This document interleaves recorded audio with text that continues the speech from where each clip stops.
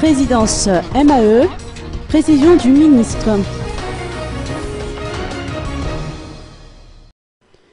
Le ministère des Affaires étrangères n'a pas à faire des commentaires ni des appréciations politiques au sujet des relations qu'entretiennent la présidence de la transition et la SADC, a insisté ce matin Piero Razonarville en faisant référence au communiqué de presse diffusé samedi par Ambutruich. Nous n'avons pas été consultés sur l'élaboration de ce communiqué. D'ailleurs, le document n'est même pas signé, a-t-il poursuivi.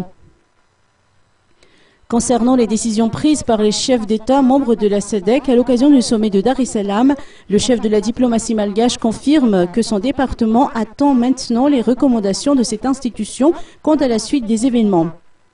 Piero Razonarville, qui a ouvert officiellement ce matin à Al-Arbi le séminaire d'échange d'expériences et de bonnes pratiques dans la gestion des contentieux électoraux, un séminaire qui verra la participation des membres de la CENIT et du cours électoral spécial et qui est organisé en collaboration avec l'Organisation internationale de la francophonie.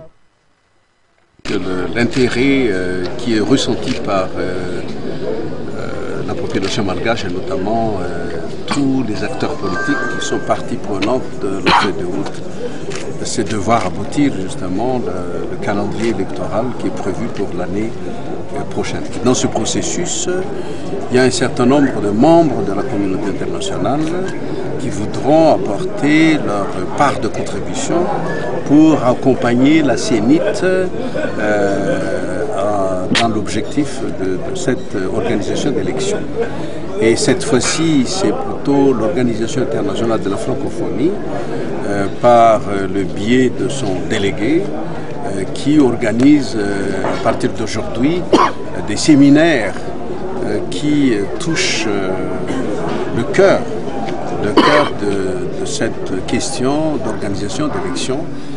Non seulement les préparatifs de cette élection avant, mais éventuellement les problèmes qui pourraient surgir pendant les élections et après, c'est-à-dire certains contentieux qui risquent d'être mis sur la table.